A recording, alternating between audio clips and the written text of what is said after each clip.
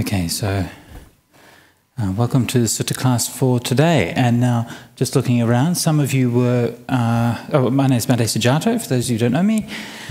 And now some of you were here yesterday for the early Buddhism course, right? Is there anyone who wasn't here for the early Buddhism course? Few people weren't here, okay. So that's fine. I just wanted to... I was thinking about what to talk about today.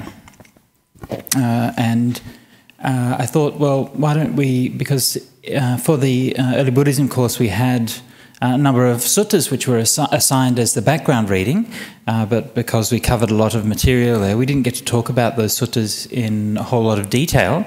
So I thought it might be a good idea to have a look at one of those suttas in a bit more detail today, so we've got a bit more time to spend with that particular one. So I thought we'll look at the Nalanda Sutta from the Samyuta Nikaya, because for a number of reasons it's a lovely, interesting little sutta, and also because if any of you were at the last sutta class that I gave here, I gave us a class on 2 verses, 8 lines, and we didn't manage to finish it off. So I thought, well, we better not choose a long one, otherwise we'll be in big trouble. Okay, now you have the printout here, thanks to the wonderful people at BSWA. This printout, incidentally, for those of you who are not familiar, this printout is done from the Sutta Discovery series by Pia Tan. And Pia Tan's a very good friend of ours from the Buddhist Fellowship, or among other things he teaches at the Buddhist Fellowship in Singapore. And Pia has been doing these sutta classes for many years, and he does a great job of doing detailed notes and references and so on for all of his the sutta classes that he does. And so over the years, he's actually sort of accumulated quite a comprehensive basis of studies and so on. So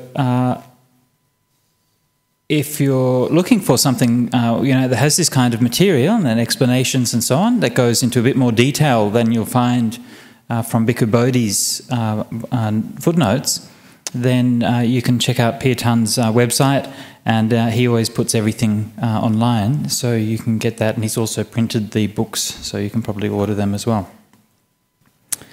Okay, so we're on 47.12. That's the first volume. Sorry about that, Lynn. We need the other 1-volume edition, or the volume 2 of the 2-volume edition. Yeah, so it's in the second half. So just getting Bhikkhu Bodhi's translation as well.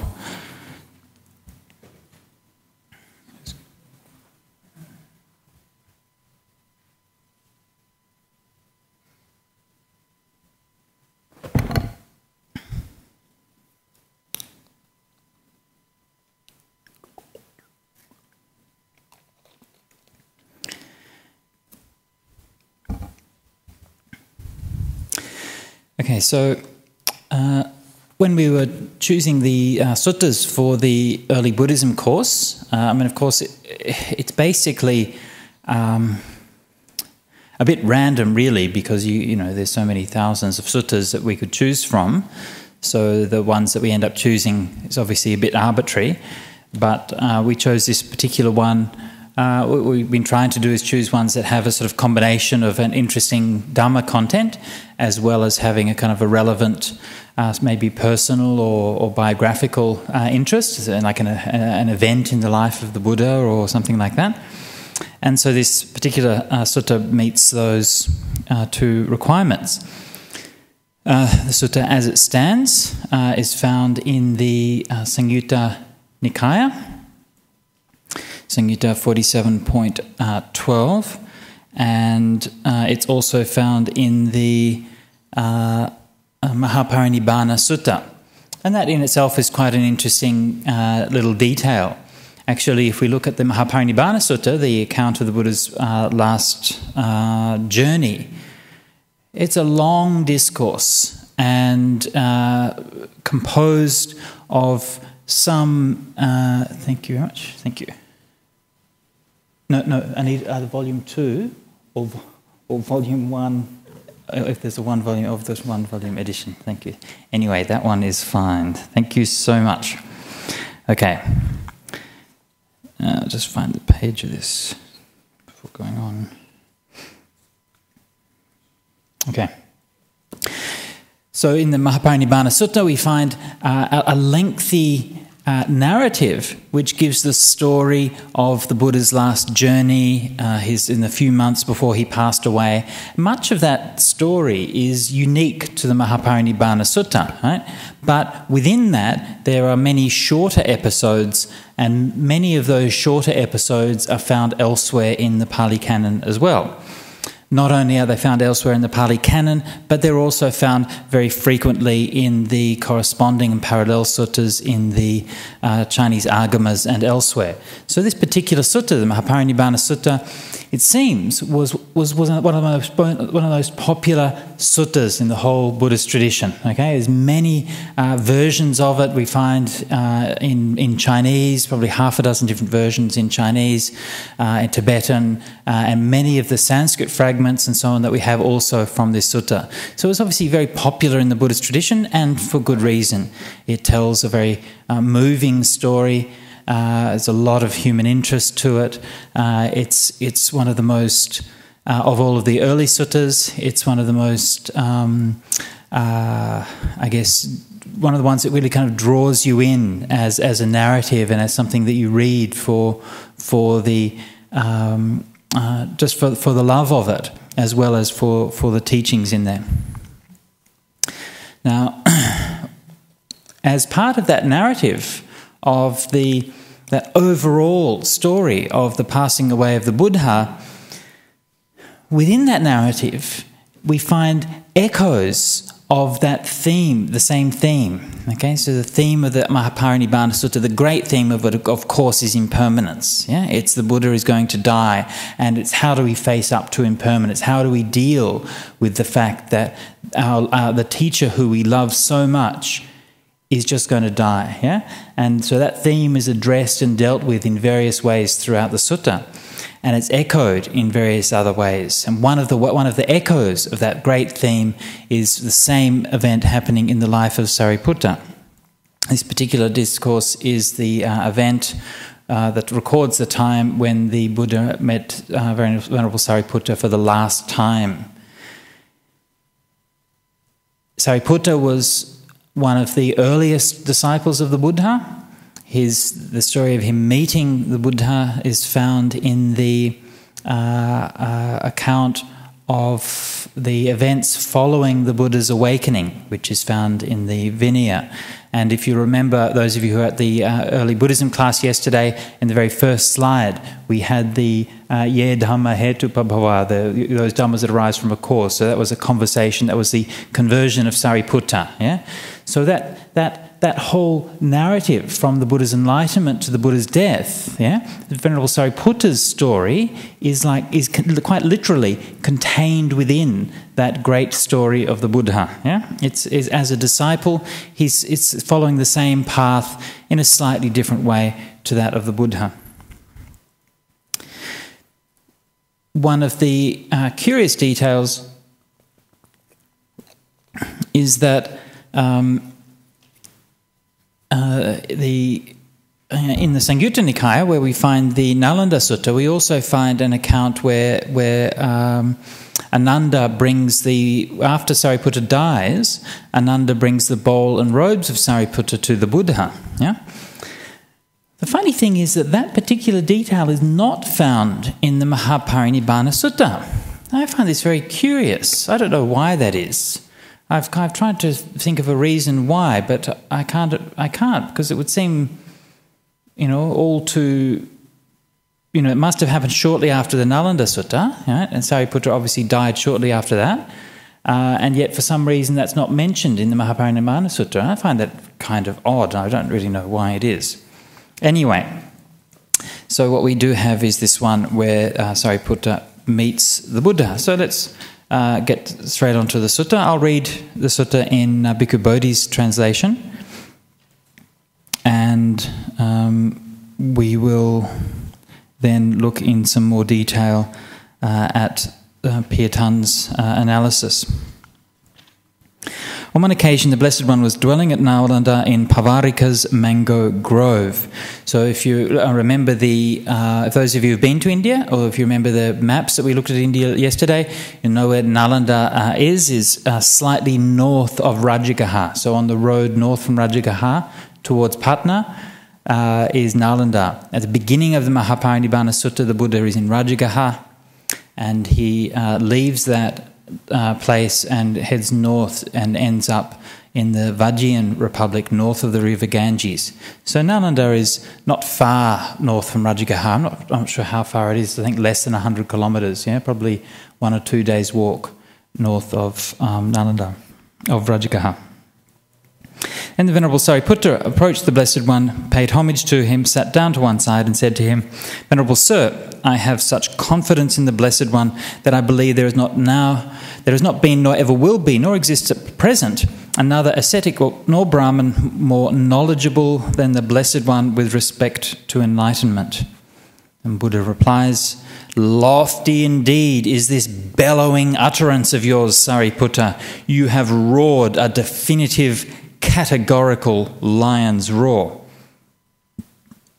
Have you now, Sariputta, encompassed with your mind the minds of all the arahants, the perfectly enlightened ones, arisen in the past, and known thus? Those blessed ones were of such virtue, or such qualities, or such wisdom, or such dwellings, or of such liberation?" "No, Bhante," he said. "Then, Sariputta, have you encompassed with your mind the minds of all the arahants who will arise in the future?" He says, "No, Bhante." "Then, Sariputta, have you encompassed with your mind my own mind, and known thus, the Blessed One is of such virtue, or such qualities, or such wisdom, or such dwellings, or of such liberation?" "No, Bhante." And the Buddha says, "Sariputta, when you don't have any knowledge of the minds of any Buddhas of the past, present and future, why do you utter this lofty, bellowing utterance and roar this definitive, categorical lion's roar?" Of course, it doesn't mean that he actually was roaring like a lion. It's a metaphor. Okay. And then, it's completely beside the point, but I remember the monk to my side, Venerable Nandiya. Some of you may remember another very tall, skinny monk called Nandiya, who was in Bodhinyana many years ago when I was first in Bodhinyana, the late 90s, and German monk. And he when he came to Perth for the first time from Germany, when he was still a layman, he came and stayed at a friend's flat. Arrived at night time, and he was sleeping like in the front room of the friend's flat, and the window was open, and he was lying there trying to get to sleep, and he heard this elephants trumpeting and there's lions roaring and all of these kind of beasts, and he's thinking, my God, what kind of country is this? Turns out he was on Mounts Bay Road. He's like over the back from the zoo. So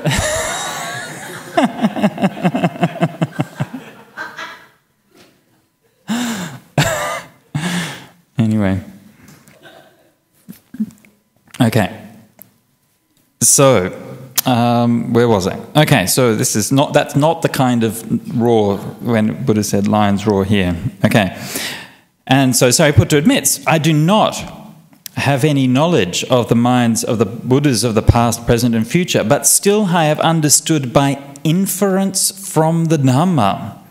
Okay, so that's an interesting term, Dhammanvaya, the inference from the Dhamma. What does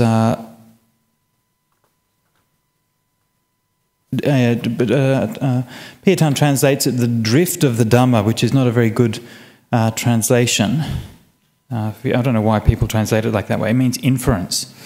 Suppose, Venerable Sir, a king had a frontier city with strong ramparts, walls and arches, and with a single gate. The gatekeeper posted there would be wise, competent and intelligent.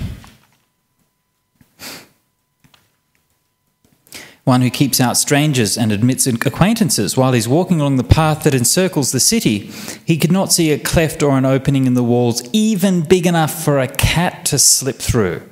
He might think, whatever large creatures enter or leave this city, all enter and leave through this one gate. So too, Venerable Sir, I have understood this by inference from the Dhamma. Whatever Buddhas of the past, present and future, all of those blessed ones had first abandoned the 5 hindrances, the corruptions of the mind and the weakeners of wisdom. And then, with their minds well established in the 4 establishments of mindfulness, they had developed correctly the 7 factors of enlightenment, and thereby they had awakened to the unsurpassed perfect enlightenment. And the same is true of all the Buddhas of the past, the present, the future and the present. And the Buddha responded, "Good, good, sadhu, sadhu, Sariputta. Therefore, Sariputta, you should repeat this Dhamma exposition frequently to the bhikkhus and the bhikkhunis, to the male lay followers and the female lay followers. Even though some foolish people may have perplexity or uncertainty regarding the Tathagata, when they hear this Dhamma exposition, their perplexity or uncertainty regarding the Tathagata will be abandoned." So there's a number of interesting details here, which I'll go on. So if the story of the Sariputta's passing away is in fact the very next sutta in the Satipatthana Samyuta, and you can read it there, and again, not for some reason in the Mahaparinibbana Sutta itself. Okay, let's see what Pia has as his notes for this particular sutta, and he usually gives some good background. The sutta is found almost the same in the Mahaparinibbana Sutta and also in the Sampasadaniya Sutta, Digha 28, with a much longer account by Sariputta of the Buddha's virtue, which concludes in the same way. Now, the Sampasadaniya Sutta is another interesting sutta, because what's fascinating about Mahaparinibbana Sutta is not just that it's a very long, by far the longest discourse, but also that there's actually several other discourses, or at least 2 other large discourses, which kind of half belong there, which have been removed because that would make it even longer, right? So it's actually an abbreviated version. So this Nalanda Sutta, quite a short one, is found there, but the Sampasadaniya Sutta, which is an extended version of the same thing, has been removed. Presumably, it maybe broke up the narrative flow too much to be included. And a similar thing happened with another sutta called the Mahasudassana Sutta, also another sutta all by itself in the Digha Nikaya, but in some versions of the Mahaparinibbana Sutta is found in full in the Mahaparinibbana Sutta itself. So this is where you see the decisions of the editors and the redactors of the canon, who had a certain freedom to be able to put certain passages, in brief or in a lengthy form, or to place them in one place or put them in another place according to what they thought the best form was. And that wasn't, the redactors in different schools or different traditions didn't always make the same choices. Whether the Sampasadaniya Sutta with the extended account should be regarded as authentic, or whether it should be regarded as a sort of later extension of the original core, which is what we find in the Nalanda Sutta, I'm not sure. I haven't studied that in detail, so I couldn't say. This is Sariputta's last meeting with the Buddha, knowing he'll die in 7 days' time. This is according to the commentary. He takes leave of the Buddha and visits his mother, and predeceases the Buddha on the full moon day of Kartika in October and November. So that's all the background according to the commentarial story. How much historical basis there is in that, I'm not sure. Moggallana, his closest friend and the Buddha's left-hand monk, passes away a fortnight later on the new moon day. And again, it does seem that Sariputta and Moggallana did die shortly before the Buddha did, but whether all the details of those accounts are correct, we're not really sure. Both Sariputta and Moggallana were older than the Buddha, according to the commentaries. Now, at the end of the discourse, Sariputta makes a very important statement regarding the training leading to awakening. That Buddhas of the past, present and future all become awakened after abandoning the 5 hindrances, being established on the 4 satipatthanas and developing the 7 bojjhangas. I'll come back to that group in a little while. Bhikkhu Bodhi notes a chronological problem in the account related in the Chunda Sutta, which is the next sutta in the Satipatthana Samyuta. In the Mahaparinibbana Sutta, Sariputta's lion's roar, as mentioned in the Nalanda Sutta, takes place during what appears to be the Buddha's final journey on the route from Rajagaha to Vesali.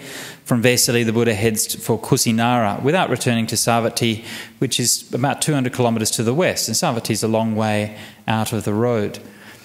Yet the present sutta shows the Buddha residing at Savatthi when he receives the news of Sariputta's death. That's the Chunda Sutta. To preserve the traditional chronology, the commentaries have the Buddha make an additional side trip to Savatthi following his rains retreat at Belavaggamaka, an excursion not mentioned in the Mahaparinibbana Sutta. Sariputta, according to the commentary, accompanies him on this trip to Savatthi, later takes his leave and returns to his native village of Nalakagama, where he falls ill and dies. That commentarial explanation is highly implausible, and the Bhikkhu Bodhi really should note that. It's basically impossible. I mean, the Mahaparinibbana Sutta is quite thorough about documenting every step along the Buddha's way, and every journey from one little village to another is documented.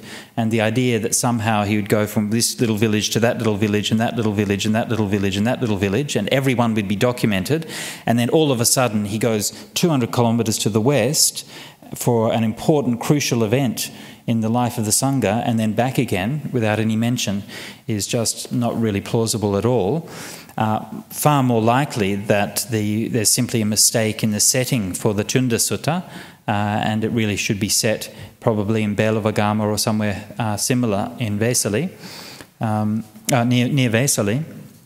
And the setting at Savatthi was put in by accident, just as a sort of automatic standardization thing. You know, when you're making documents or sometimes on the computer and you copy and paste stuff, and sometimes you don't always change the bit that you're supposed to have changed when you copied and pasted.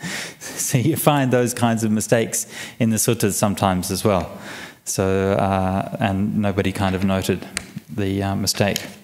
All right. So that's the general survey of the Nalanda Sutta, and let's just go back and have a look at a few more of these details a little bit more closely. Now,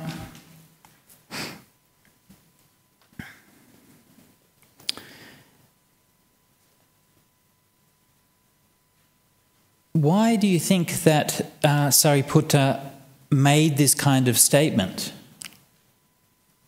Right? Interesting question. The sutta doesn't really discuss that. Why do you think it is? Why would he come along to the Buddha and say to the Buddha that you're more enlightened than anybody else, or no one's more enlightened than you? Yeah? Anyone got any ideas? Out of great faith, yeah? The name of the extended version of this sutta, which I referred to earlier, is actually called the Sampasadaniya Sutta, the Sutta of Great Faith, you could translate that, yeah? So perhaps that was the case. Perhaps just a simple, if he knew that his death was going to be soon, just wanted to come and express this, yeah? So that might be the case, yeah? Any other thoughts? Affection, yeah? Can an arahant have affection? Of course they can. They can have that loving affection, but he's just not going to be sad, yeah? It's very interesting in the sutta where the Buddha is remarking on the death of Sariputta and Moggallana, yeah? And he says, he looks around the Sangha and says, the Sangha seems to be empty now that Sariputta and Moggallana have gone. And, I mean, it doesn't actually say that, but it's kind of the closest that you get, I think, in the suttas, just almost the closest. You get a few of these little remarks around that time that seem almost a little bit melancholic or a little bit wistful or something like that, you know. I'd be going too far to say that the Buddha was depressed because Sariputta and Moggallana died, But, this is kind of interesting, just to say, the Sangha seems empty now. Yeah, it's a bit similar to when he was walking on that final journey, and he's just kind of, sometimes, he's looking back at all these places that they're visiting and knowing that he's visiting them for the last time. Yeah, and so this is almost this kind of quite sweet sense of almost melancholy or something like that. It might be even melancholy might be overstating it. Yeah. So, any other thoughts? Why is it that Sariputta would come and make this kind of statement? Gratitude. Yeah. He's what? Sorry. He's stating a truth. Yes, but why that particular truth at that particular time? There's lots of truths, lots of ways of putting things. This way is quite unusual. Yeah, if you see like a lot of the conversations between someone of such great wisdom like Sariputta and the Buddha, usually the conversations are quite abstract. They'll start out at quite a quite a high level of Dhamma. So, for example, in the Nidana Samyuta, you have one where the Buddha says, I think he says, "Idang bahutang." This has come to be, right? And then Sariputta has to interpret this and give an explanation. What does it mean when he says this has come to be? Right? Or even in the Sattvibhanga Sutta, which we looked at yesterday in the early Buddhism course, where again the Buddha sort of teaches or mentions the Dhammacakkappavattana Sutta and the Four Noble Truths, and leaves it for Sariputta to explain it in detail. So again, in that case, you have much more of an abstract thing. In this one, he's making a very personal statement about the Buddha. So, it's a bit like a goodbye. Yeah.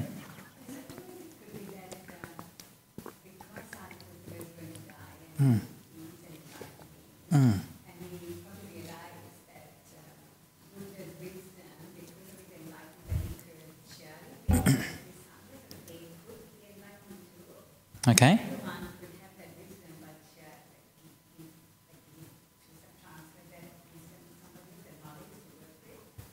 Yeah. Yeah, sure. I'm not offering an answer. I just want to know, how do I know what is the line law? It's not I must know, but at first I thought it was meant to answer a way, but this is not a way. What is line law? A lines law, generally lines law means a statement of like a very bold statement of great confidence. Just like that. Something like that, yeah. Usually it's about some kind of spiritual claim. Yes, yeah. In northern India, there were lions. I think there still are lions in the Gujarat, or Rajasthan or somewhere in the deserts. Yes. Sorry. There were. Are they still? Do they still have? They still have. Yeah. Okay. Yes. Yes, yeah. One of the in the simile that the Buddha gives when he's talking about what happens when lions roar, he says all of the other animals shake and quiver in fear when the lion gives his roar, and even the elephants who are tied up in the village will break their bonds and well, literally they'll crap themselves where they are, and they're so terrified at the at that. Yeah. So, go on. Could it also be that they were worried that somebody would want to take over and therefore cause disruption? That's an interesting point. Yeah. So that's putting it into the more specifically in the context of the Buddha's passing away. That's of course a great concern, is the succession. Obviously, Sariputta and Moggallana would have been the natural successors to the Buddha. And if they're aware that they're going to pass away soon, it's quite common, especially people who are very spiritually advanced, to know that they're going to die soon. So if they knew that, then definitely there would be concerns about the succession, and that's already stated before when in the story of Devadatta, that the Buddha said, I wouldn't give the Sangha even to Sariputta and Moggallana, much less to a piece of spit like you, as the line says. So poor old Devadatta isn't going to get control of the Sangha, and Sariputta and Moggallana aren't. Yeah. So who is? Yeah. And it's an interesting question then, because the next probably in line of seniority, of course, is Mahakassapa, and he did, it seems, take control of the Sangha, but it's not really his style, right? I mean, he sort of rose to the challenge after the Buddha passed away, but, he was much more of a recluse who lived in the forest and didn't really get involved much in the whole teaching and organisation of the Sangha and everything. So, it was quite a serious issue. So I think that's part of it. But always when we're looking for interpretation or understanding of the suttas and particular details like that, always the first thing we should try to do is look within the text itself. And because often when we read things, we're very apt to read our own emotional responses into it. We might think from our point of view we would feel like that, and so we're going to infer that then Sariputta and so would feel the same way. But rather than doing that, as much as we can, let's read the actual text first and see what that says. One of the other interesting things about this little text is the Buddha's response at the end, which is also a bit kind of unusual. Yeah? He says, good Sariputta. He says, therefore, Sariputta, you should repeat this Dhamma exposition frequently to the bhikkhus and bhikkhunis, male and female lay followers. Now, I'm slightly curious, given that Sariputta is going to be dying very shortly, right? How frequently can he teach that?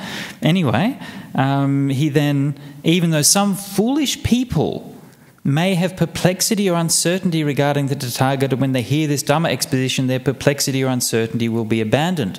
So it's a bit of a kind of pointed remark, isn't it? Yeah, some foolish people. Who's he thinking of, right? We don't exactly know, but perhaps this is the point. Perhaps there has been some criticism, perhaps there's been some questioning or some rumbles somewhere, and Sariputta was coming and publicly reaffirming his faith in the Buddha in the face of these rumours. I'll come back to your question in just a second, but one of the things with this whole narrative, I mentioned before that this is like a rounding off narrative. So we have the Mahaparinibbana Sutta, which is the Buddha's death, and the Mahaparinibbana Sutta in many ways echoes the story of the Buddha's awakening and the time after the Buddha's awakening. Okay, and there are many aspects and elements of these two narratives which we find echoed from one to the other. Many of them. Okay, one of them being the involvement of Sariputta. And in that, the Buddha's awakening narrative, we find the Buddha first meets Sariputta, says that he'll be his greatest disciple, and then he gives him the going forth. Okay, but also another detail that you find in that story of the Buddha's awakening is a similar kind of question with regard to the authority and ability, the sort of the depth and the profundity of the Buddha's awakening. And in that case, it's particularly questioned in relation to the fire-worshipping ascetics who the Buddha had converted. And because the leader of that fire-worshipping ascetics was a certain Kassapa, right? Not the same Kassapa as Mahakassapa, another Kassapa, and he was a well-known teacher at the time, and the question was, is the Buddha a student of this Kassapa, or is Kassapa a student of the Buddha? Okay? So Kassapa came and bowed to the Buddha and said, no, the Buddha is my teacher and I am the student. So again, we find a similar kind of motif, that there's like a questioning of the status of the Buddha, who is really the awakened one, the teacher. And so it would be very much in agreement with the tendency of these two narratives to echo similar themes, yeah, that you find in the both places. So I suspect that perhaps this is underlying this point. And remember that to us, it seems a little bit, it's almost a bit absurd to say, is there anyone more enlightened than the Buddha, right?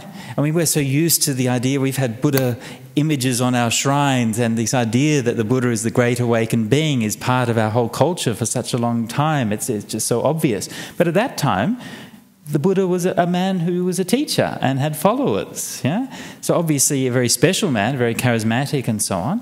But the idea that perhaps someone might be more enlightened or whatever would not have been an outrageous question to ask at that time. So.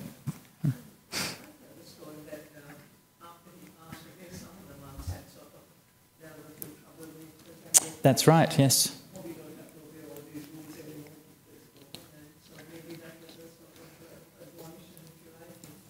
Absolutely, yes, yes, absolutely. And when you find that there is that kind of power vacuum when somebody dies. So there were those people in the Sangha at the time when the Buddha died who were like, oh, at last got rid of that old man who kept on making all those rules. Now we can do what we want. So again, from our point of view, it seems completely outrageous, right? But that's the reality of life. Okay, so these are just some kind of speculations, but the main point I wanted to make here is just to, for when you're reading the suttas, when you come up with questions like this, you remember, okay, well look, we can't make a definitive answer to that question. Okay, the sutta itself doesn't say why Sariputta came and made this statement. But when we're reflecting on it, if we raise these questions, the first thing we should do is look for clues and hints within the text itself to see whether there's anything there that might answer the question. And then we try to rely on that rather than relying on our own ideas first off. Okay. Now, the other question here, of course, another point to mention is that this sutta assumes the existence of Buddhas in the past, the present and the future, right?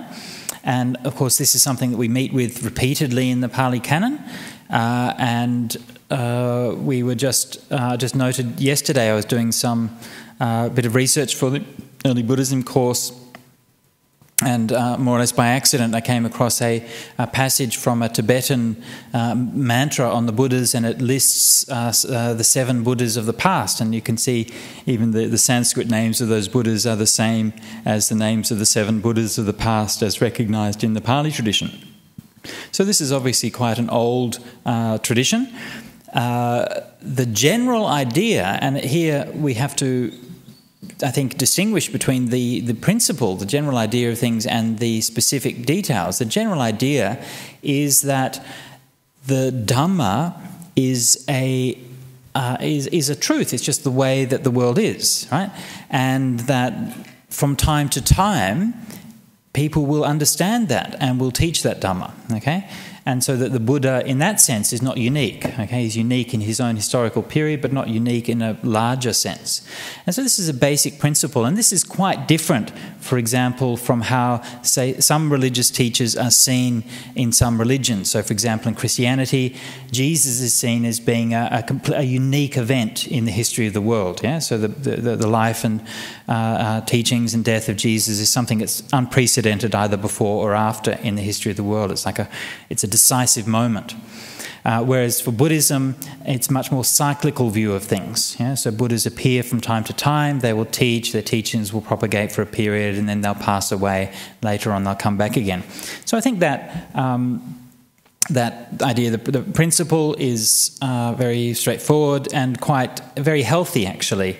One of the nice aspects, I think, of Buddhism as a religion is that we don't expect that our religion will last forever.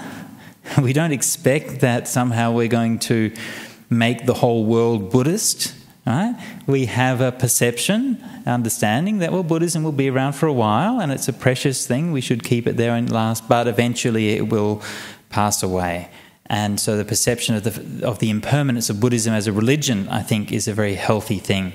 And this is something which also is part of the overall theme of the Mahaparinibbana Sutta. Yeah? It's not just that the Buddha is dying, but that the Buddhism itself will die and disappear from the world. How do we respond to this? So that, I think, is quite healthy. Now, it does raise the question, however, of to what extent we can consider who are these Buddhas of the past, right? We have lists of them, we have names, right? We're told, certain details of them and so on.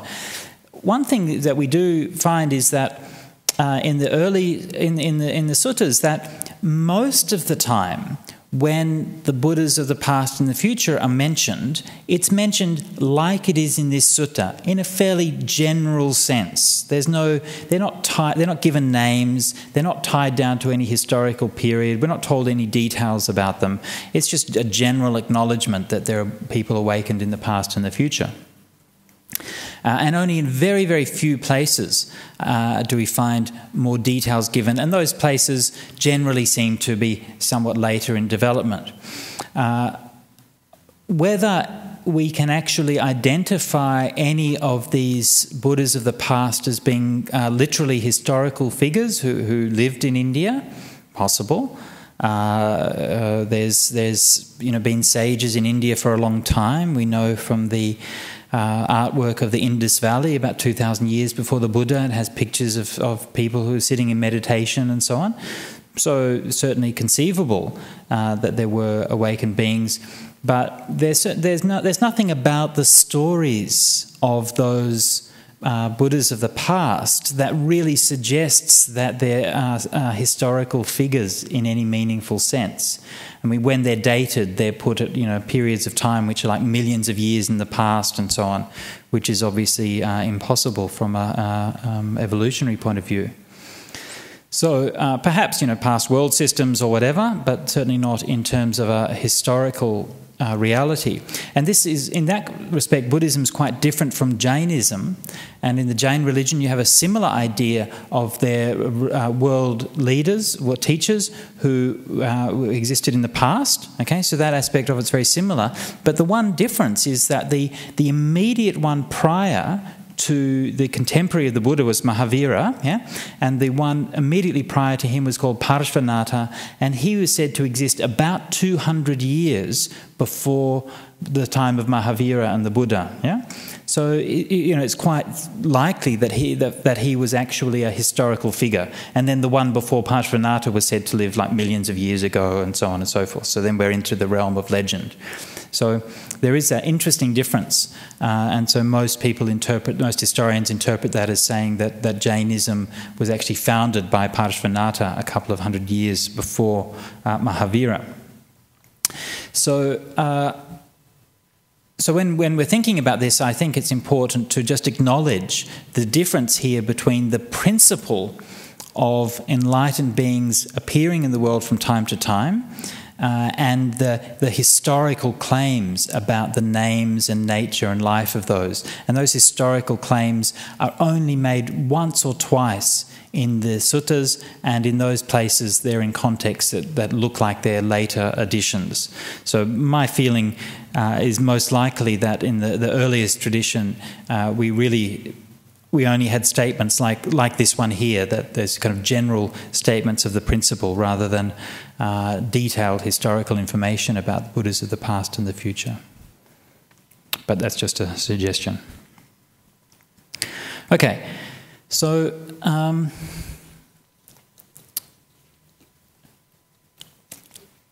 Sariputta says he can't read the Buddha's mind. He doesn't know through his own direct knowledge what's going on in the Buddha's head.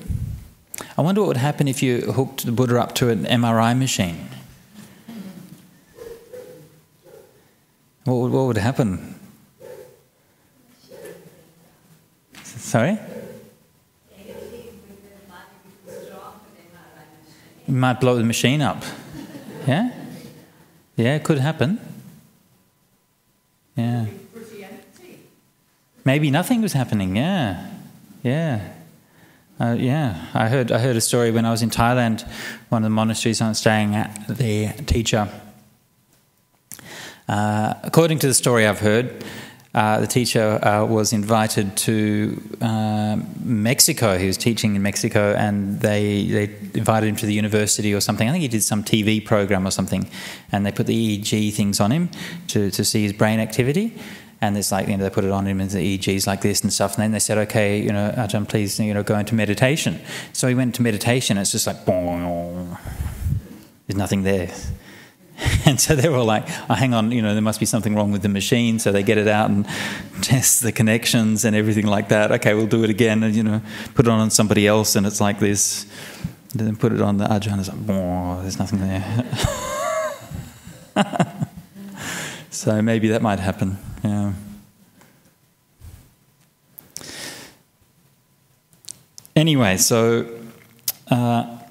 but he says he can understand through dhammanvaya, an inference of the Dhamma. This is very interesting, and this is something which I think is sometimes misunderstood in modern explanations of Buddhism. Often when we're teaching Buddhism today, we emphasize, and quite rightly so, the importance of direct experience, okay? You have to know it for yourself. You have to know what is the feel. If I touch this piece of paper, what does it feel like? Yeah? And so Dhamma meditation is about getting in touch with our direct experience of things. What do those objects of the senses actually feel like? What is it like to see? What is it like to touch? Yeah? And so we're bringing ourselves back into our senses, bringing ourselves back into the present moment, and grounding our meditation on that. And so this obviously is an extremely important part of Buddhist practice, and especially meditation, and it's quite rightly emphasized because I think it's the most distinctive and important contribution which is characteristic of Buddhism and which is necessary that Buddhism brings to the table, okay? So that's great. As always with these things, though, there's sometimes a tendency to take it too far. And sometimes it's not merely that a direct experience is important, but that any kind of inference is sometimes deprecated, so that a direct experience is all there is. And the only way to know things is through direct, immediate personal experience. Yeah? And so sometimes this kind of teaching is found in some schools of modern Buddhism. It's important to know that that's definitely not what's found in early Buddhism. It's also definitely not what's found in any of the traditional schools of Indian Buddhism. Now, the most characteristic philosophical developments in later Indian Buddhism were developments in the field of what's called epistemology. Right? Epistemology is the philosophy of knowing. How do we know things? Okay? And generally speaking, in Indian epistemology and in Buddhist epistemology also, they acknowledge two main sources of knowledge. One source of knowledge is direct experience, okay? So the technical term is pratyaksha, okay? And that means, what do you actually hear at that moment of hearing in the present moment? What do you actually touch? Yeah? That direct experience. So with that direct experience, you know that your ear knows sound, okay? Your ear does not know words. Your ear does not know, oh, that's a motorcycle in the distance. It does not know what those things mean. That's all your mind is understanding that, yeah? Your ear just knows sound. Your eye just knows sight, yeah? It doesn't know that's a roof, that's a floor, that's a person, okay? That's your mind that knows that. Your eye just knows the light. And so on for the senses. So this is like direct experience. And of course your mind directly experiences mental objects, thoughts, images, memories, perceptions, and so on. And that's all happening in the present moment. So this is one source of true knowledge. The other source of true knowledge is inference. Okay, and that's called, as in the current sutta, is called anvaya. In the later philosophers usually called it anumana, but it had the same meaning. And what that means is what can we legitimately draw from direct experience, okay? So this is what inference is what we can draw from direct experience. It's very similar to the way that inference or inductive inference is used in science, okay? So you have the equivalent in science would be that the direct experience is like the data that you generate through doing an experiment, and then the inference is, well, what are the conclusions and the hypotheses and so on that you can draw from that data to explain it the best possible way. Now, the relationship between these two things is quite problematic, and it's never 100%. It's not very easy to pin down exactly. Well, what can we legitimately infer, right? How far can we infer things, right? and still remain within the realm of truth. Yeah? So when I hear a sound, right, this is relatively straightforward. I hear a sound, I know that's a sound, and I can know that with a great deal of certainty. Okay? Now I can infer from that, oh, this is the sound of Bhante Sujato talking. Okay? And I can know that, but I can't know that with quite the same degree of certainty, can I? Because, well, maybe I'm a hologram of Bhante Sujato. Maybe this is just... But we can know that with a pretty good degree of certainty, right? If you're listening to it, say, on an MP3 file over the web, you'd maybe be a little less certain, yeah? If you're listening to it in a very poor quality MP3 file, you might even be quite uncertain. Actually, who's that talking? I'm not quite sure who that is. It sounds like it might be Bhante Sujato, but I'm not quite sure.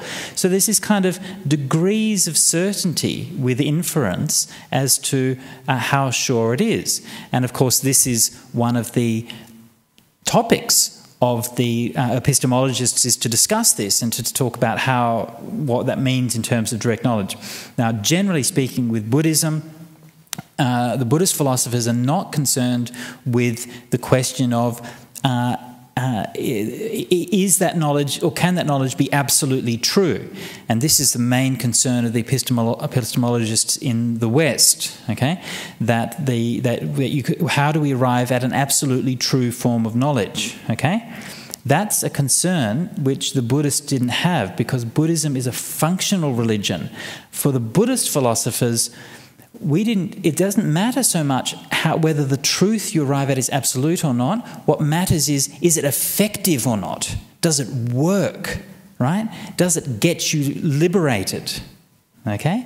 And so it's a pragmatic definition of truth, which is not dissimilar, again, to the shift in Western philosophy from the Greek and the Socratic philosophers who are trying to arrive at some abstract notion of perfect truth, to what you see currently in science, where they've essentially given up the notion of searching for an absolute truth, and now you have this criteria of falsifiability. You can't prove anything is true, but is it good enough for the time being until somebody proves it wrong? So it's a pragmatic definition of truth. A scientific truth is true enough if it works to do what we want to do with it. Yeah?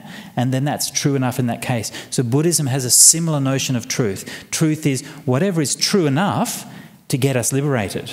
Yeah? The point is freedom. The point is not the truth. Yeah? So this is the point with Sariputta's argument here, to come back to the sutta, that Sariputta is making an inference. Okay? So he's drawing on his own knowledge, his own understanding of the Dhamma, and he's inferring from that in a way which is true enough. And so the Buddha is then asking him about that question of the truth. I should add that in the Buddhist traditions, as well as those two forms of knowledge, then the other form of knowledge which is discussed, or which is dealt with, is the question of the reliability of the Buddhist tradition, especially the Buddhist suttas. Yeah, so the voice of an authoritative, right, of an authority. Again, very similar in the West, where in modern science, where how much weight do you give to the findings and ideas of previous experts in the field, right? So the Buddha was the previous expert in the field, so how much weight do you give to him?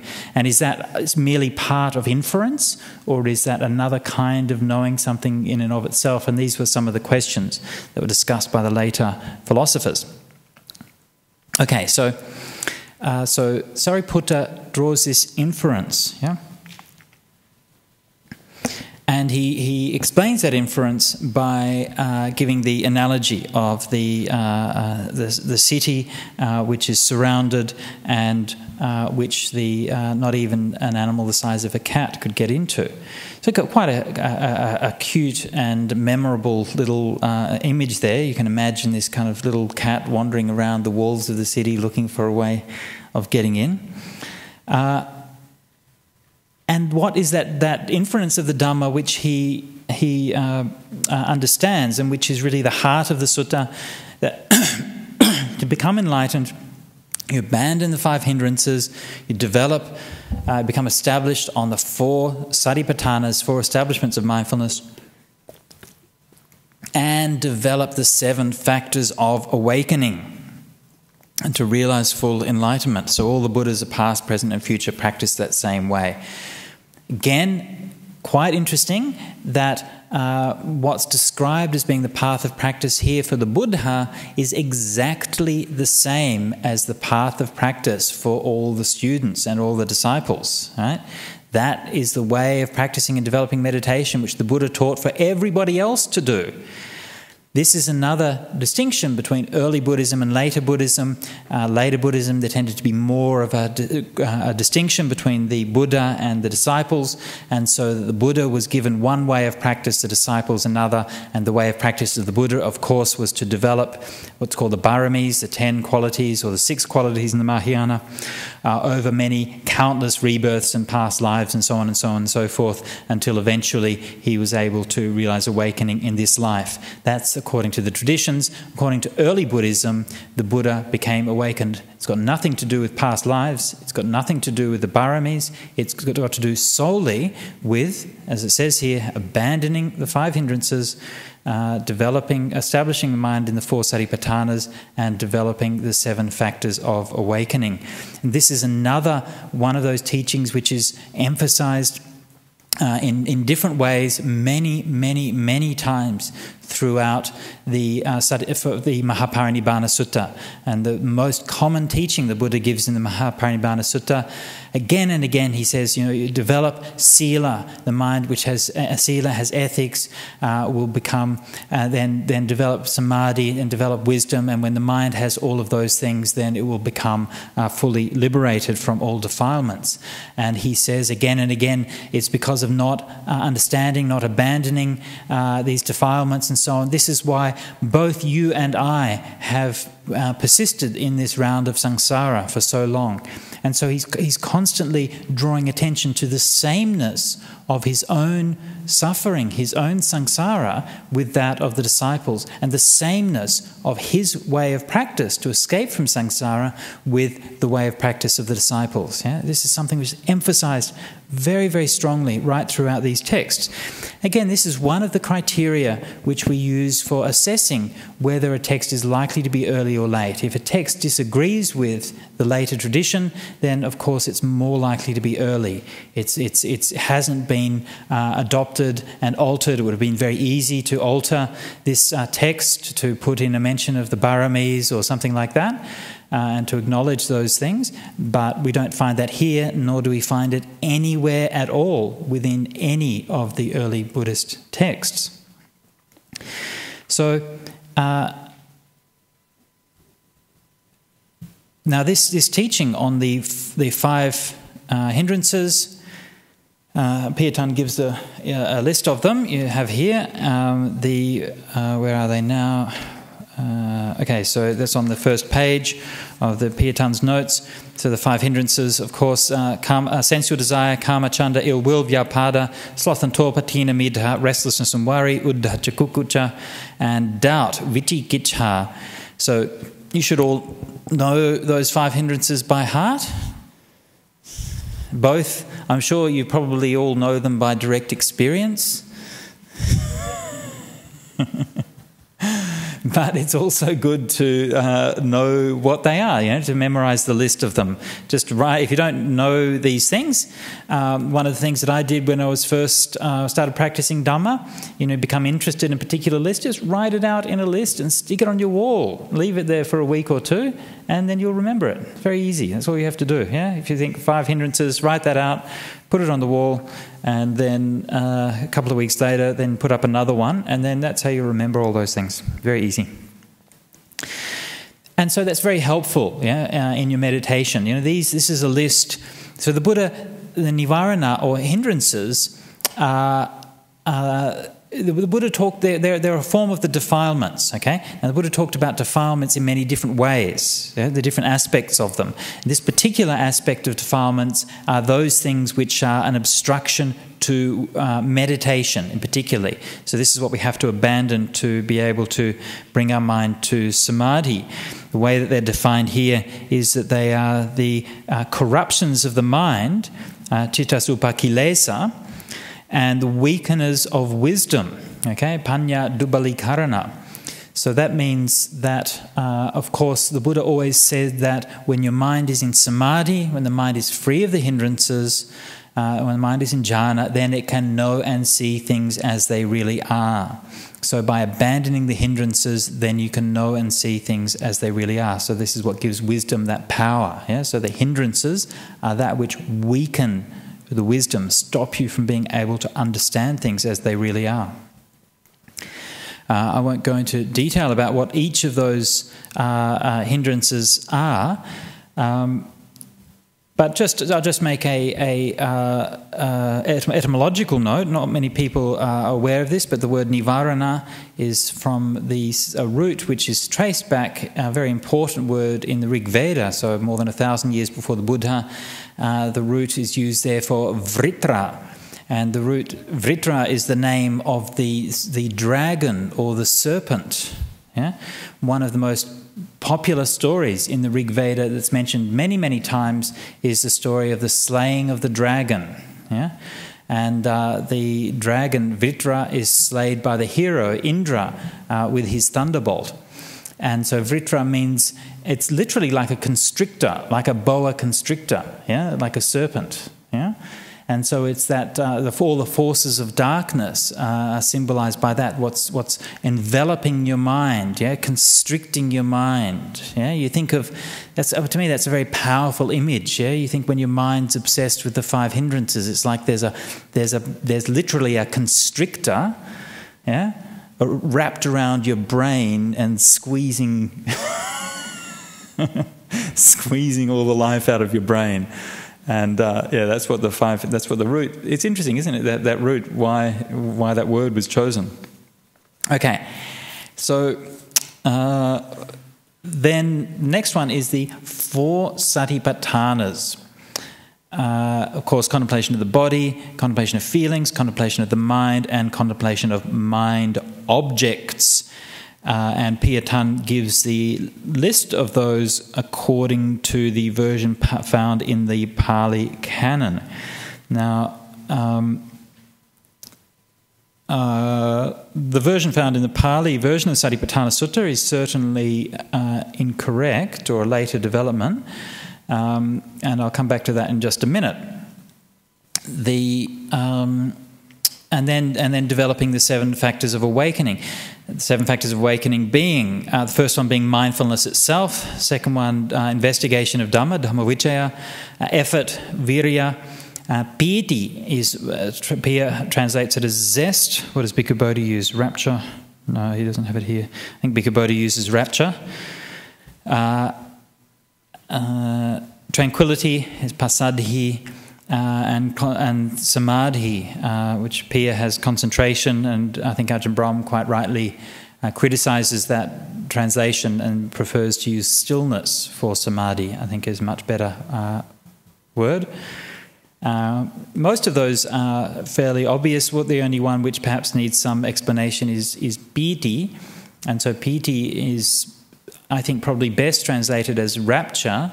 In some of the evangelical Christian circles, they have this idea of the end of the world they call the rapture. Have you heard of that? And that's when everyone's going to get lifted up into the sky, right? So all of the good Christians who happen to belong to the right brand of Christianity get lifted up into sky, and all of the sinners, especially the Buddhists and other people, are going to stay behind. They actually made a video game of that. And you like the game was you had to see how many you can convert before you get lifted up before the rapture would come, and so it's actually quite a good, like the idea of rapture is actually quite similar to that in meditation. Not the bit about leaving everyone behind, but the bit about floating up out of your body, because that's actually often what it feels like. Not always, but often. And that's what rapture is. Rapture is that sense of uplift. Yeah, Pia has zest for it. So it's almost this kind of zingy feel in meditation. Yeah, so it has this meditation. At the one hand, has this tranquility, which is very settling. Yeah, it's very solid. But then the rapture, the piti is it's got like, it's like the bubbles in the meditation, which lifts you up. I mean, that when it's developed, when it's strong and has a strong tranquility, then it's not disturbing or active. But in the early stages, while it's still quite coarse, then the rapture can be quite quite strong, can shake your body. So this is the rapture as a factor of awakening. And notice how in these factors of awakening, the Bojjhangas, very strong emphasis on samadhi and on the development of emotional qualities in the mind. It's only the Dhamma Vicaya is like the wisdom aspect, and most of the other qualities are all the samadhi qualities. So this grouping of the hindrances, the four foundations and establishments of mindfulness, and the awakening factors, as a set of dhammas, are met with again and again and again. It's not just in this sutta that we meet these things together. We meet them countless times throughout, especially the Bojjhanga Samyuta, the Satipatthana Samyuta, and many other places in the Pali Canon. So this grouping is used as a common summary of the path of practice according to Buddhism, as it is used here. And so they're very kind of closely related. Generally speaking, what does each one of them mean? You've probably heard many teachings on what Satipatthana is and so on and so forth. Basically, what Satipatthana means in the suttas is meditation. That's really probably the simplest way of putting it. Satipatthana means what you do when you go and sit down and meditate. You watch your breath coming in and out. That is Satipatthana, okay? And that leads to the awakening factors, which is the samadhi, or the rapture, the tranquility. This is what Ajahn Brahm talks about, the beautiful breath, the jhanas, and so on. And that is leading to because of your establishment of mindfulness on your breath. Okay. Now, there's obviously more to it than that, but that's the simplest and most straightforward way of understanding what these things are. Your mind has 5 hindrances, right? You sit down to meditate. By doing that, you abandon the 5 hindrances and then lead to samadhi through the Bojjhangas, and then having completed that, then you see things as they really are. That's really what this set of dhammas is talking about.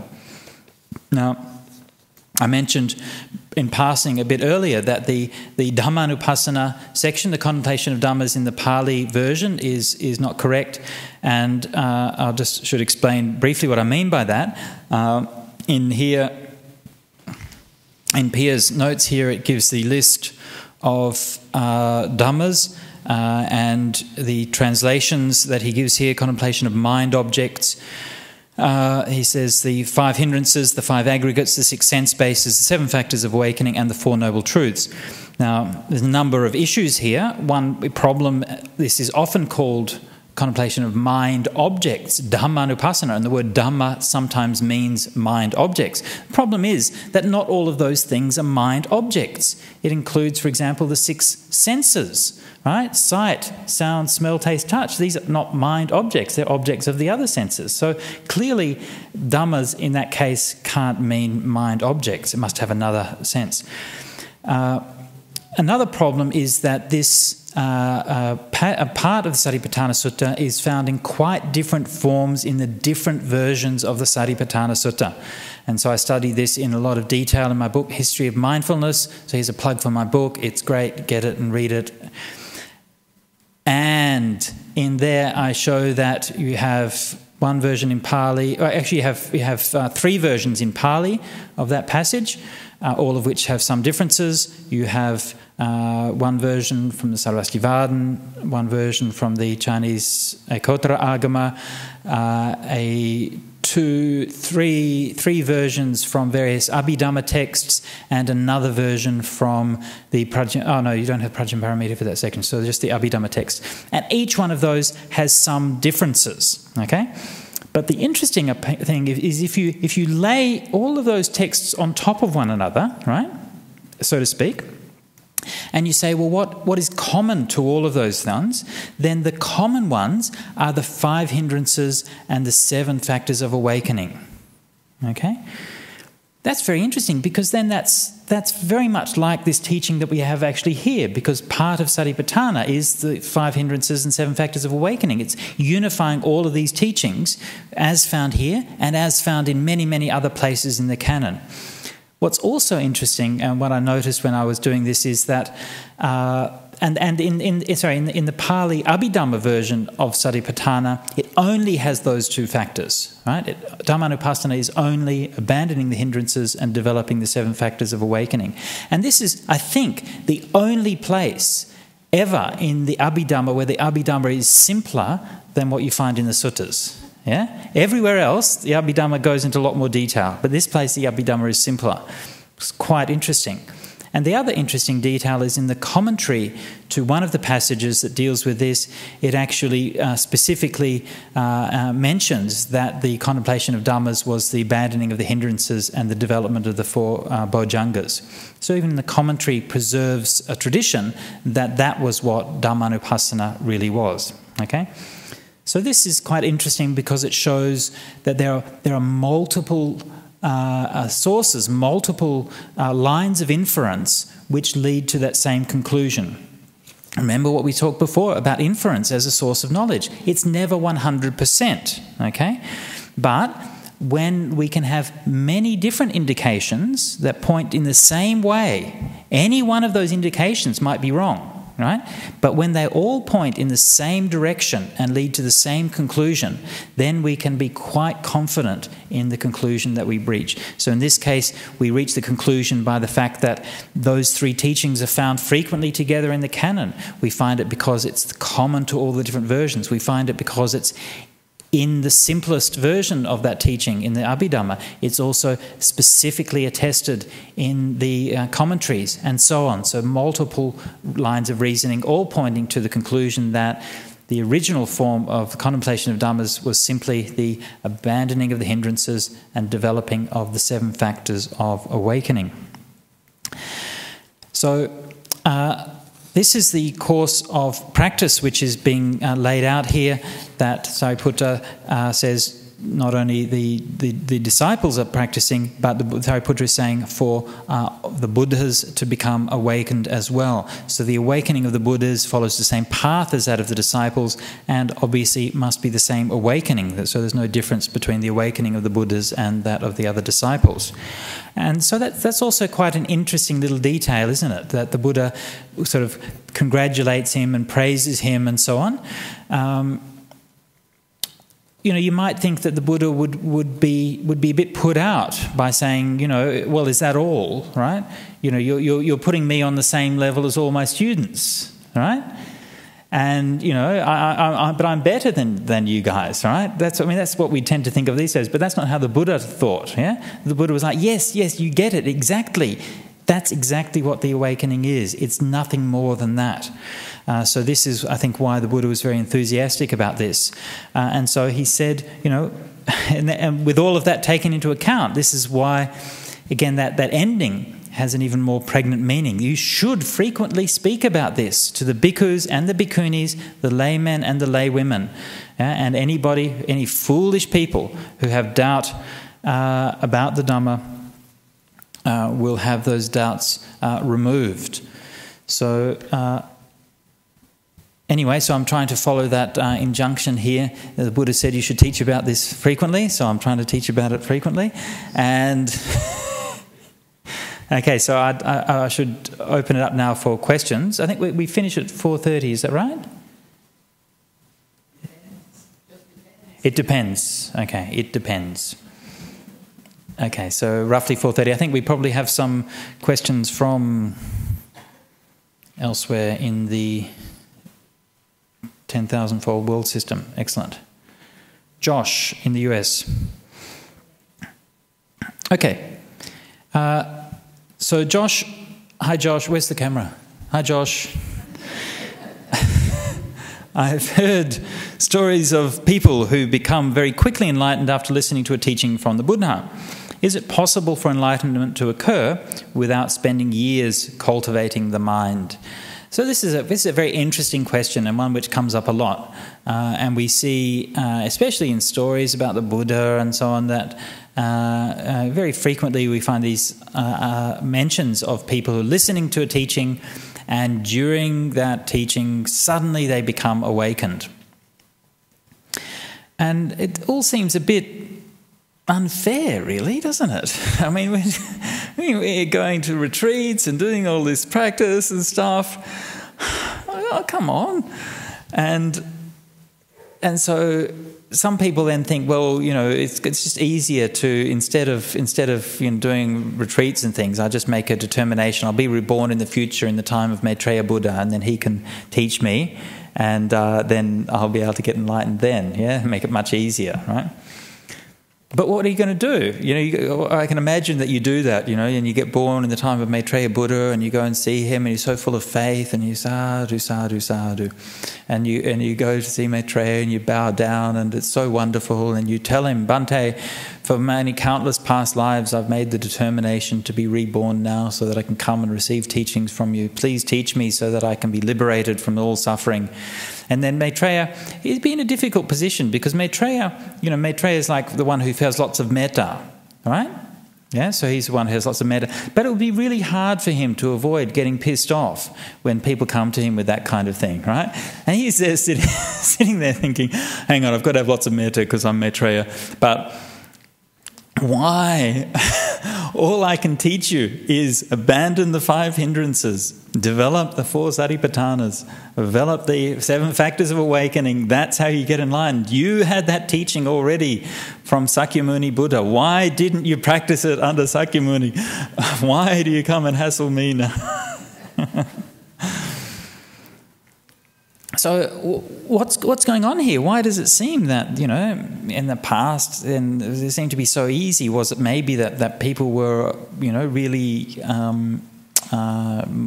wiser in the past, and there's Dhamma now? I mean, one of the things is if you just read those stories, right, it sometimes gives you the impression that like everyone was so pure and wonderful and enlightened and so on in the past, right?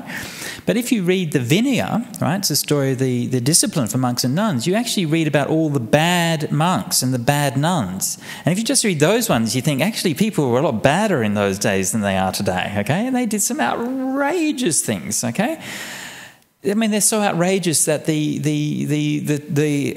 scholars who translated them into English refused to translate them, okay? They said this is not fit for anybody to read, okay? So you have to read Pali to read them.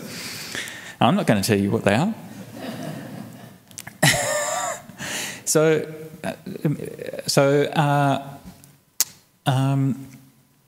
So I don't think it's right to say that, you know, people on the whole were more pure or less pure now. I don't believe these things. I think people are pretty much the same wherever they are. We all, you know, have the similar kinds of problems and so on. And you see this many, many times in the suttas, people dealing with grief, and they're dealing with attachment, and they're dealing with confusion. And it's all the same issues that we see with people today. I mean, the form that it appears is a bit different, but basically people were pretty much the same. So I don't think that that's the explanation. Obviously, now it should go without saying that obviously one thing here is that just simply the charisma and the presence of the Buddha, okay? Fair enough. I think that's taken for granted. We know how important it is to have a great teacher, and we know how that's affected us in one way or another in our life, and how much more so that would be in the case of the Buddha, right? To have that inspiration. So yes, clearly that would be a factor.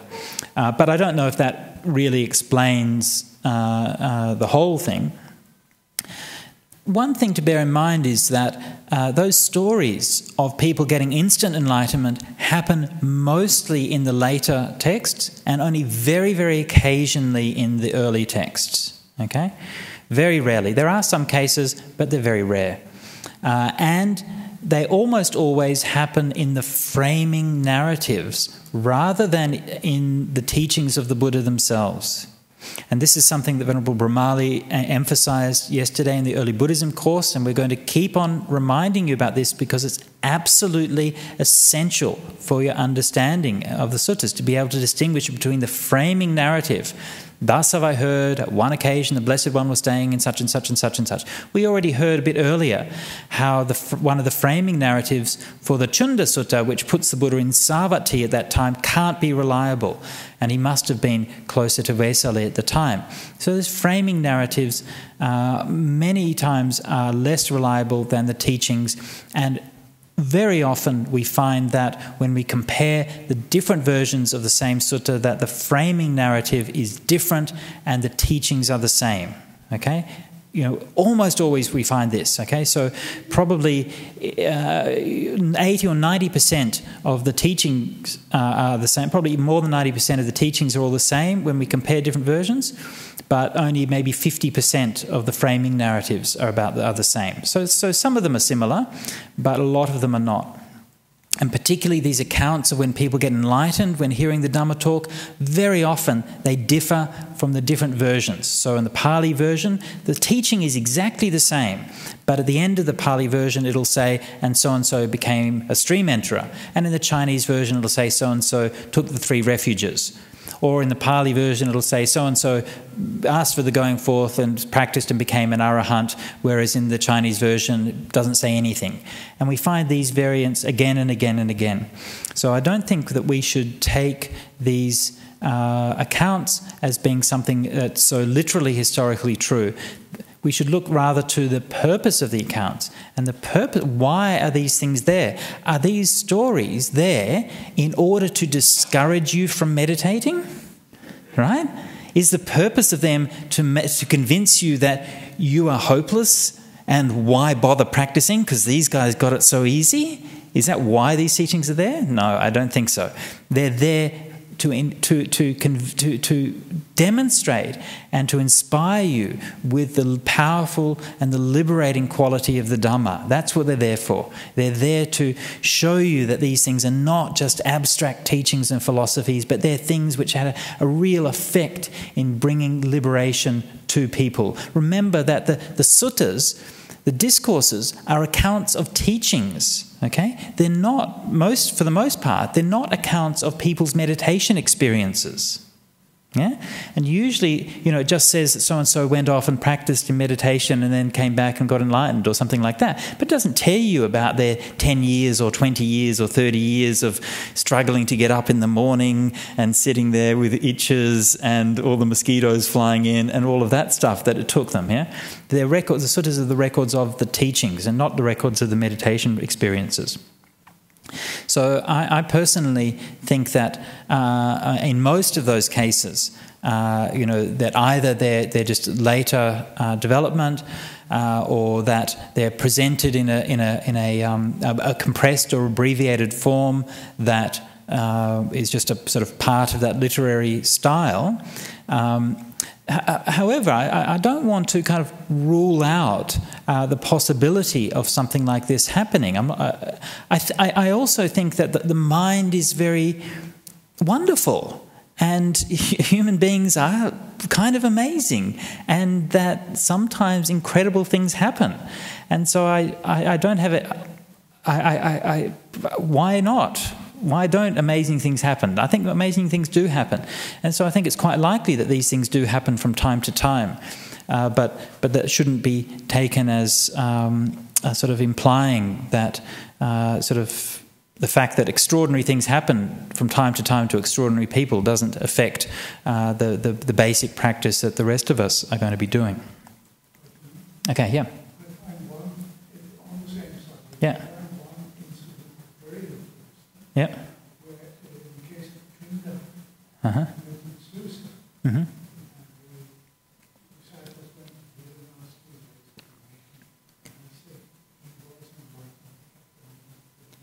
Yes, yeah. So there's one or two accounts of the arahants who committed suicide, and there's some discussion in the tradition about whether they were arahants before they used the knife, as the idiom is, or whether they used the knife and then became arahant.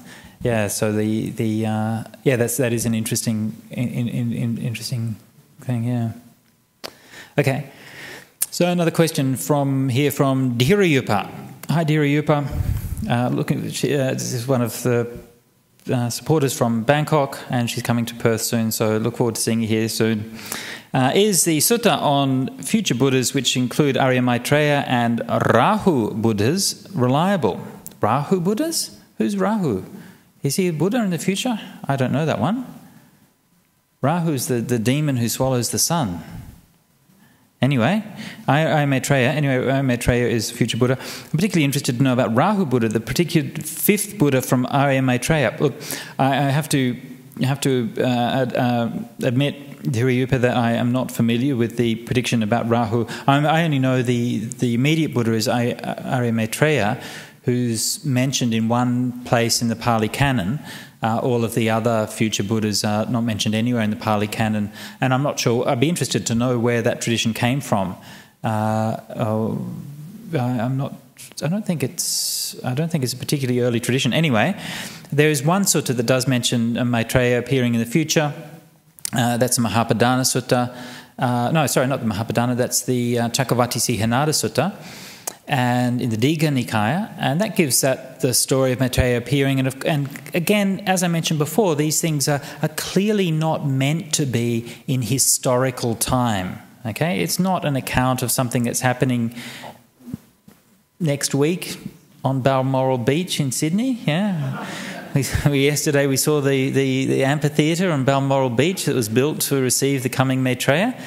And I think if you Google Maitreya now, you'll probably find quite a few teachers around the place who claim to be Maitreya, who's alive and well and teaching in the world today. But clearly, the way it's described in the early suttas was not meant to be in a historical period. It was, it gives quite a lengthy and very interesting discussion of the basically you have to go through the apocalypse first, really, the entire disintegration of civilization. And its rebuilding.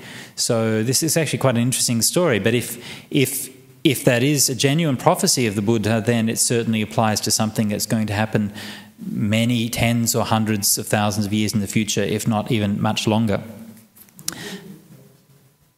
Google will tell us everything. Yeah, that should really be the Buddhist epistemologist should have put that as the third means of knowledge: direct knowledge, inference, and Google, which of course supersedes the other ones.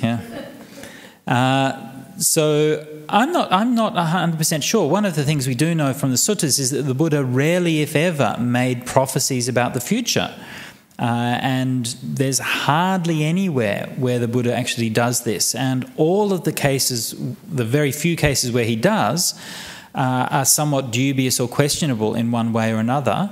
The Buddha did make statements about the future, but normally the kinds of statements he made about the future were rational and conditional states about the future. He would say, these are the fears of the future. For example, a series of suttas, to the Anagata Bhayani Sutras, mentioned by King Ashoka, and he'd talk about the particular dangers that might happen in the future. For example, he might say, in the future times, if the bhikkhus, bhikkhunis, laymen and laywomen neglect live without respect and honouring the Buddha, the Dhamma, the Sangha, without respect and honouring the training, without respect and honouring samadhi, then this will be a cause for the decline of Buddhism in the future.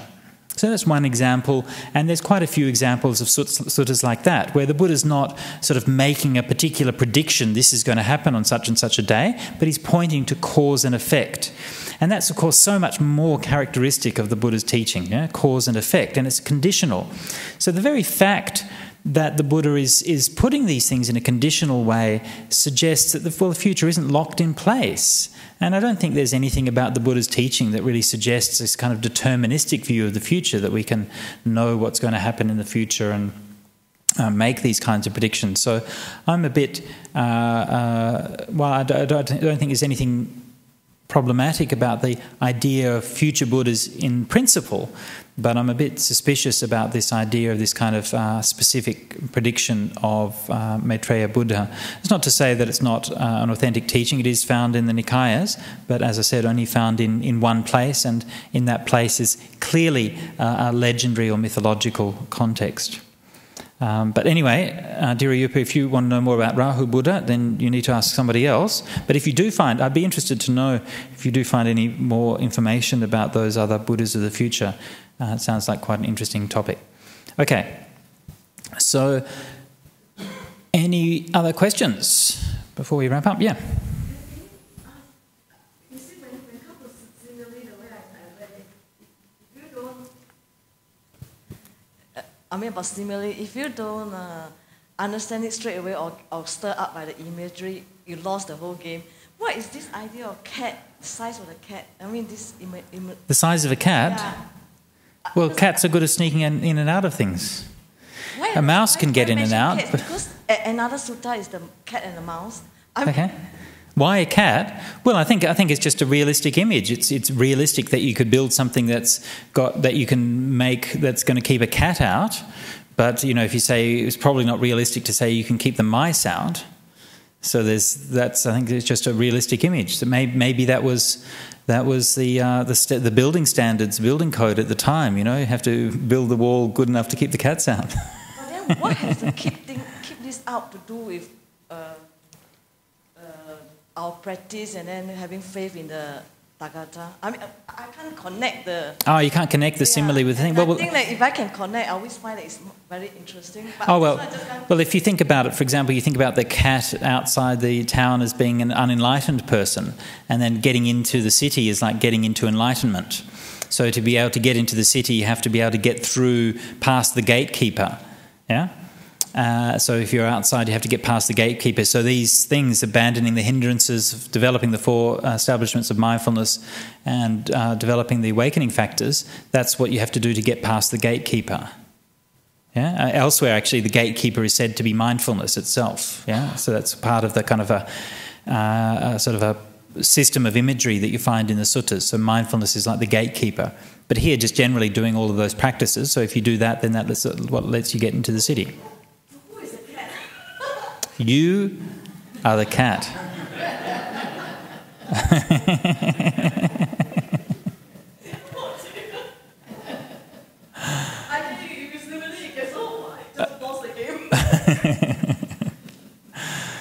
Yeah, anyone who wants to get into the city. So anyone who's unenlightened and wants to get into the city is a case. City is enlightenment. Nibbana is the city. Does that make sense? Why does it have walls?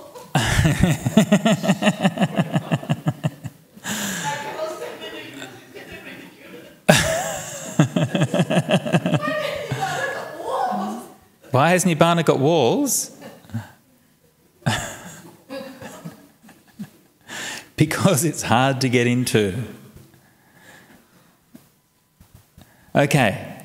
Any other questions? Yes. This popped into my head when I was reading some of the 5 hindrances. Yeah. Yeah, the 5 hindrances. I don't like that one very much. Yeah, number 1, sensual desire. Yep. So letting go of sensual desire, which I understand it could be shopping, anything like that, sensual desire. All right. All sorts of Yep. desire. Yep. But would you include, say, the family in that? Would you call that like letting go of your family as a sensual desire? Yeah, that's an interesting question. There's one sutta in the Anguttara Nikaya that actually talks about that specifically, and it goes through like normally when it talks about samadhi, it just talks about the 5 hindrances and abandoning those and going to samadhi, right? But in this particular sutra, it goes into it in more detail and sort of breaks it down a little bit.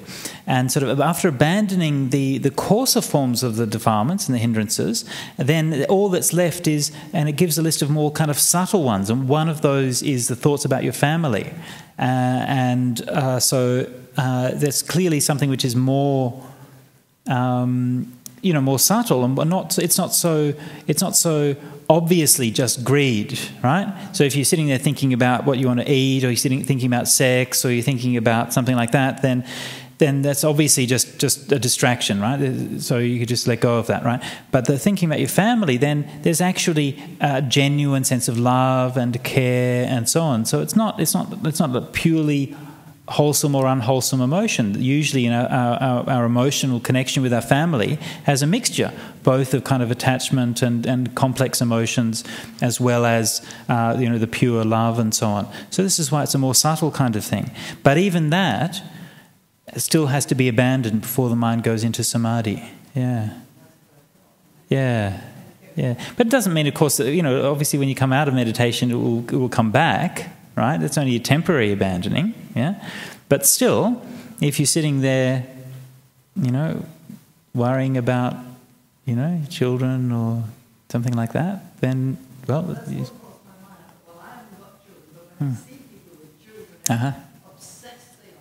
Yes. Yes, that attachment,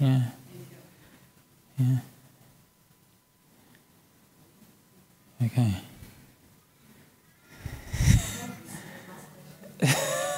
A serious last question. All right, give me a serious last question. It's a technical question. What is doubt or uncertainty? It looks like if you read the sutta, there is a difference in the two words, the doubts and uncertainty. Well, these are just translations of Pali words. They're not really. You can't. Generally speaking, in Pali. Most of the time you find that when they use different words for a similar idea, mostly they're just synonyms. And so you shouldn't try to read differences into them. Actually, they're just idiomatic uses of synonyms and often just repeated for the sake of preserving preserving the information, so that if you repeat the same word in different synonyms, then if you forget one of the words or put an extra one in, it doesn't change the meaning of the sentence. So in this way, in this context, this is similarly. I mean, it's nothing. But if you go to the Majjhima Nikaya or a few of the, I just do a bit. Some sutta is making a big drama of these two sequence, how to. Because you see, in the factors, the word the doubt is very important because it just encompasses, you break away the doubt. But some sutta, they make a difference between the two and the sequence, how you go about it. I don't think there's any. I can't think of anywhere where there's a difference. If you show me a specific passage that you're talking about, okay, but generally speaking, anyway, just to say generally speaking, that these words like perplexity, doubt, uncertainty, and so on are just meant as synonyms. Okay, so if you show me, there might be specific passages where there's more subtle nuance involved, but generally they're synonyms. Yeah. Okay. Okay. Any other questions? Yeah. Yep. Sorry, could you repeat the phrase? Piyatan translation, it said, such in my fate. One number, it means that Sariputta have no more fate when he is an enlightened. Oh, okay, yes, okay, yeah. Evang Passano. Oh, okay, yeah, thank you for that. I hadn't noticed that. What does Bhikkhu Bodhi have there? Bhikkhu Bodhi I have such confidence in the Blessed One. And the Pali, actually, I think Pia has misspelt the Pali there. He's given in his footnote 14. He says passano. Actually, I think it should be passanno, single S and a double N. So I have such confidence. But that is a good point. That elsewhere it discusses this question of